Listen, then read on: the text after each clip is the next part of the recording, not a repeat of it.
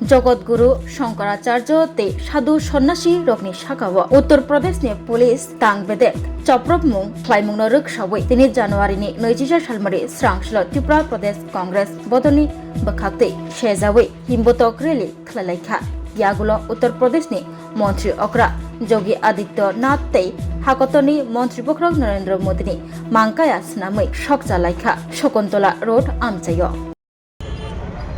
ना देखुन দেশবাসী বুঝতে পেরেছে যে কিছু ভণ্ড চোর লম্পট ঠকবাজদের হাতে দেশের শাসন ব্যবস্থা চলে গেছে।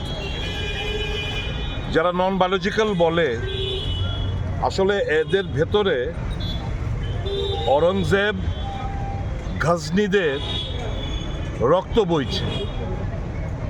এরকম যদি না হতো তাহলে আমাদের সনাতনী ধর্মের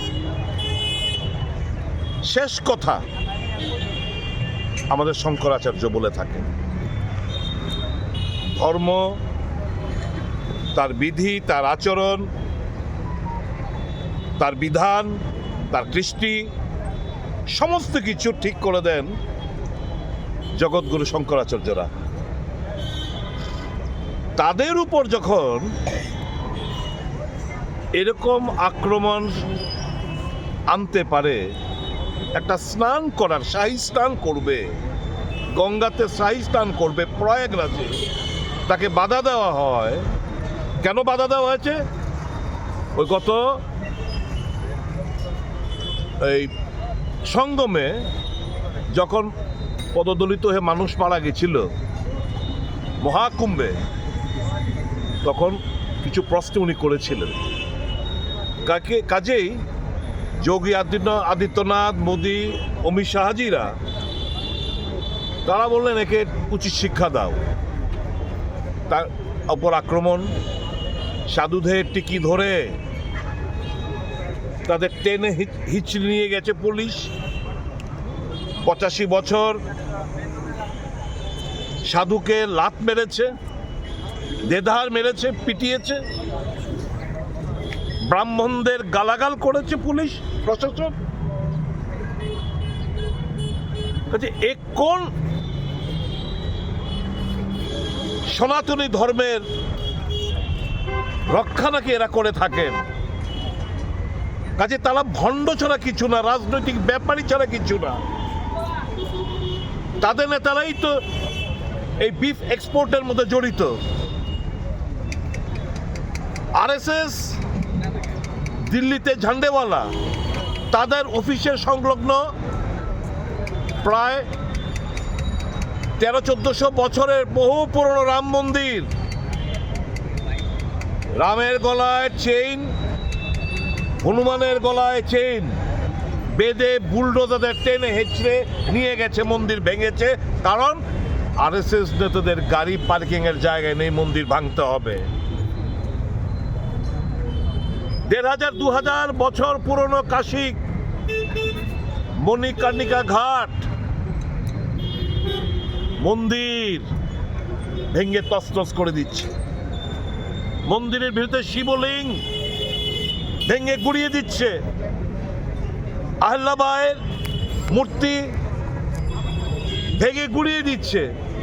গণেশ ঠাকুরের মূর্তি ভেঙে গুড়িয়ে দিচ্ছে, মন্দির ভাঙছে।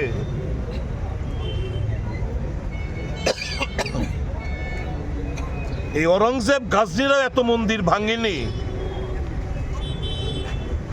গত 12 বছরে যত মন্দির নরেন্দ্র মোদী জামানায় ভেঙেছে। দেশবাসী আজকে তাদের ভেতরে, মনের ভেতরে প্রচন্ড জ্বালা, ক্ষোভ। কিছু মূর্খকে অন্ধভক্ত বানিয়েছে, আর কিছু অন্ধভক্তকে মূর্খ বানিয়েছে। এই করে রাজ করতে চাইছে এরা। একটা এতগুলো তাদের সংগঠন রয়েছে, এতগুলো তথাকথিত রেপিস্ট বাবা রয়েছে, যাদের কিছুদিন পর পর পেরোলে বের করে আনে। একটা শাখা সংগঠন থেকে বিবৃতি দিয়েছে, কারণ দেয়নি বেনিফিশিয়ারি। বজরঙ্গল দেয়নি, বেনিফিশিয়ারি। RSS দেয়নি, সরকার টিকিয়ে রাখতে হবে। কাজে আজকে শুধু মুসলমান নয়, শুধু মুসলমানই আক্রান্ত নয়, খ্রিস্টানই আক্রান্ত নয়, শিখই আক্রান্ত নয়, আজকে হিন্দুরা আক্রান্ত মোদির জামানায়। কাজে তাকে ভণ্ড, রাজনৈতিক ব্যাপারী, মূর্খ, লম্পট ছাড়া আর কিছু আজকে বলার বাকি থাকে না। দেশবাসীর ভিতরে আজকে বিষ জ্বালা। ধিক্কার জানাই এই মানসিকতার লোকদের, যারা হিন্দু ধর্মকে বিক্রি করে। আর বিজেপির মধ্যে যারা প্রকৃত হিন্দু ধর্মে, সনাতন ধর্মের উপর আস্থা বিশ্বাস রাখেন, তাদেরকে বলবো, বন্ধুরা, নিজের বিবেককে প্রশ্ন করো, নিজের বিবেককে প্রশ্ন করো। যা হচ্ছে, আমাদের সর্বোপরি আমাদের ধর্মীয় গুরু শঙ্করাচার্যের উপরে এই ধরনের আক্রমণ যদি আনতে পারে, তাহলে এরা কারা? এরাই হচ্ছে প্রকৃত অর্থে অরঙ্গজেব, মোহাম্মদ গাজনীদের বংশধর। ধিক্কার জানাই এই সমস্ত নোংরা মানসিকতা লোকদের। দে আর রেপিস্ট, যারা prostitute, they too have got a character, but these political prostitutes, they do not have any character. Thank you. দেশের কলঙ্ক, হিন্দু ধর্মের নাম ব্যবহার করে হিন্দুত্ববাদী যে শাসন কায়েম করার লক্ষ্যে হিন্দু ধর্মগুরু জগৎগুরু শঙ্করাচার্য এবং সাধু সন্ন্যাসীরা আজকে সারা দেশে তাদের যেমন অত্যাচার, নিপীড়নের সম্মুখীন হতে হচ্ছে, হিন্দু ধর্মাবলম্বী বিভিন্ন দেবদেবীদের মন্দির অকাতরে ভেঙে ফেলা হচ্ছে। গত 18 তারিখে মৌনী অমাবস্যায় প্রয়াগরাজে হিন্দু ধর্মের জগৎগুরু শঙ্করাচার্যর উপর উত্তরপ্রদেশ প্রশাসন এবং বিজেপি RSSের সন্ত্রাসীরা যে ন্যাক্কারজনক আক্রমণ হেনেছে, যেভাবে স্নান যাত্রা রুখে দেওয়ার জন্য প্রশাসনের সহায়তা নিয়ে সেখানে এই সাধু সন্তদের উপর আক্রমণ করে তাদেরকে আক্রান্ত করা হয়েছে, যার পরিপ্রেক্ষিতে দেশব্যাপী নিন্দার যেমন ঝড় উঠেছে এবং সাধু সন্তরা জগৎগুরু শঙ্করাচার্যের নেতৃত্বে সেখানে তারা অনশনে বসে পড়েছে। এই দৃশ্য প্রতীয়মান হওয়ার পর দেশ জুড়ে বিভিন্ন সংগঠনের পক্ষ থেকে, বিশেষ করে জাতীয় কংগ্রেস দল, তার তীব্র নিন্দা জানিয়ে প্রতিবাদ স্বরূপ সারা দেশ জুড়ে যে কর্মসূচিতে অবতীর্ণ হয়েছে।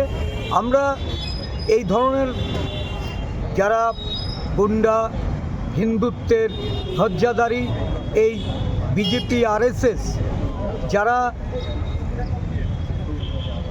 এই হিন্দুত্বর স্লোগান তুলে হিন্দুত্বকে খত্রেমে বলে এই দেশের শাসন ক্ষমতায় বসেছে, দেশকে শাসন করতে চাইছে, আজকে তাদের দ্বারা হিন্দুরাই সবচেয়ে বেশি লাঞ্ছিত, অপমানিত, অত্যাচারিত।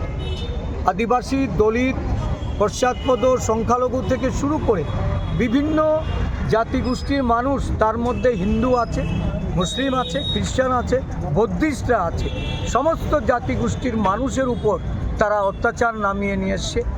খ্রিস্টান ধর্মযাজকরা, বৌদ্ধ ধর্মের যারা যাচক, তাদেরকে, এমনকি সারা দেশে সাধারণ হিন্দু নাগরিকরাও এই হিন্দু স্বৈরাচারী শাসন ব্যবস্থা তারা নির্যাতিত হচ্ছে। এই ঘটনার প্রতিবাদে আজকে ত্রিপুরা রাজ্যে ত্রিপুরা প্রদেশ কংগ্রেসের পক্ষ থেকে আগরতলা, আগামী দিন রাজ্যের বিভিন্ন প্রান্তে আমরা প্রতিবাদ কর্মসূচি পালন করছি। সাথে সাথে আমাদের দাবি থাকবে, আমরা নরেন্দ্র মোদীকে নির্বাক অবস্থায় দেখছি, হিন্দু সংগঠন বলে এই যে বিশ্ব হিন্দু পরিষদ, হিন্দু সেনা, বজরং দল, আজকে কারুর কোনো বক্তব্য নেই। প্রধানমন্ত্রী যতটা নীরব, যোগী রাজ্যে আদিত্যনাথ যোগী উনিও নীরব। দেখা যাচ্ছে হিন্দুরা নির্যাতিত হলেও তাদের শুধুমাত্র এজেন্ডা হলো সরকারে হিন্দুত্বের কথা বলে নিজেদেরকে প্রতিষ্ঠিত রাখা এবং আগামী দিন সরকারে এই নির্বাচনী যে বৈতরণী, এই বৈতরণী পার হতে বিভেদ তৈরি করা, বিভাজন তৈরি করা। এই বিভাজনের রাজনীতির বিরুদ্ধে আজকে কংগ্রেস দল প্রতিবাদ করছে। আমরা দাবি জানাচ্ছি অবিলম্বে পদক্ষেপ গ্রহণ করা। প্রধানমন্ত্রী, আপনি এই বিষয়ে কথা বলুন। যোগী রাজ্যে এই ঘটনা, আদিত্যনাথ যোগীকে আপনি বহিষ্কার করুন। যে জেলা শাসক শঙ্করাচার্যের তার শঙ্করাচার্যের প্রমাণপত্র চেয়েছে, এত বড় ন্যাক্কারজনক ঘটনা, তার বিরুদ্ধে আপনারা ব্যবস্থা গ্রহণ করুন। অন্যথায় দেশ জুড়ে সমস্ত অংশের মানুষকে নিয়ে আমরা দেশের ধর্মনিরপেক্ষতা, অহিংসা এবং সাম্য এবং দেশব্যাপী এই যে সংহতি, ঐক্য, এর জন্য কংগ্রেস দল লড়াই করবে। আজকের এই প্রতিবাদ কর্মসূচিতে আমাদের সিডব্লিউসি মেম্বার সুদীপ রায় বর্মন, আমাদের বিধায়ক উপস্থিত হয়েছেন, আমাদের প্রদেশ কংগ্রেসের নেতৃবৃন্দরা এখানে উপস্থিত হয়েছেন। আমরা আজকে প্রতিবাদ স্বরূপ নরেন্দ্র মোদী এবং আদিত্যনাথ যোগী তাদের কুশপুতল পুড়িয়ে এই ঘৃণ্য চক্রান্তের প্রতিবাদ আমরা